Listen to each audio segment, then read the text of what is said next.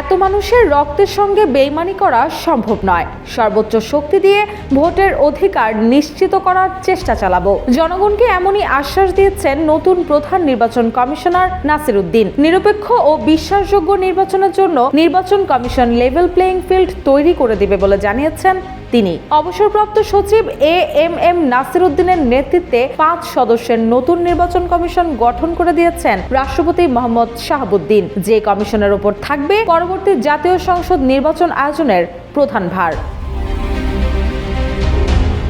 নতুন কমিশনের প্রজ্ঞাপন জারির পর গণমাধ্যমকে নাসির উদ্দিন বলেন, সংকটময় সময়ে দায়িত্ব নিলেও এটি দেশের জন্য কিছু করার একটা সুযোগ হিসেবে দেখছেন তিনি বলেন, আমরা মাঠ তৈরি করে দেব।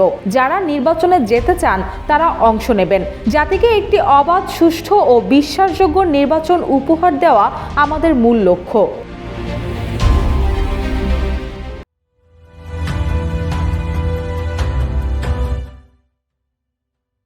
নাসির উদ্দিন বলেন, মানুষ যাতে নিজের পছন্দের প্রার্থীকে ভোট দিতে পারে সেটা নিশ্চিত করতে সব চ্যালেঞ্জ মোকাবেলায় সর্বোচ্চ চেষ্টা থাকবে। তিনি আরও বলেন, এখন অনেক চ্যালেঞ্জ দেখছেন। নির্বাচন করতে গেলে ভবিষ্যতে অনেক চ্যালেঞ্জ আসবে। যখন আসবে তখনই যথাযথ উপায়ে মোকাবেলা করতে হবে।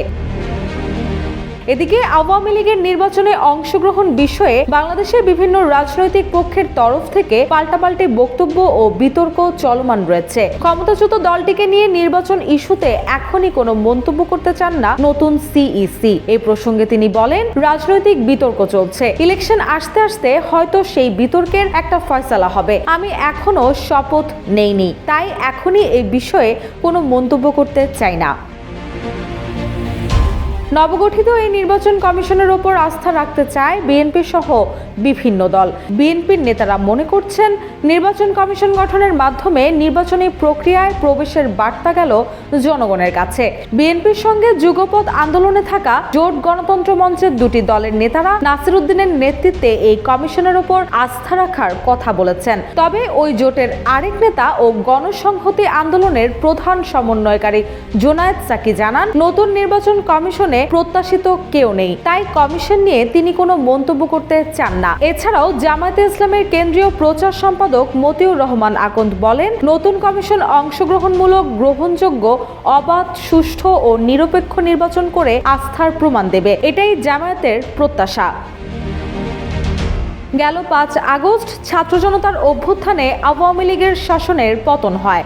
এর 1 মাস পর 5 সেপ্টেম্বর পদত্যাগ করে কাজী হাবিবুল আওয়ালের নেতৃত্বাধীন নির্বাচন কমিশন। 1.5 মাস ধরে শূন্য থাকার পর এখন নতুন নির্বাচন কমিশন গঠন করা হয়েছে। রুশা সুর, জয় জয় দিন।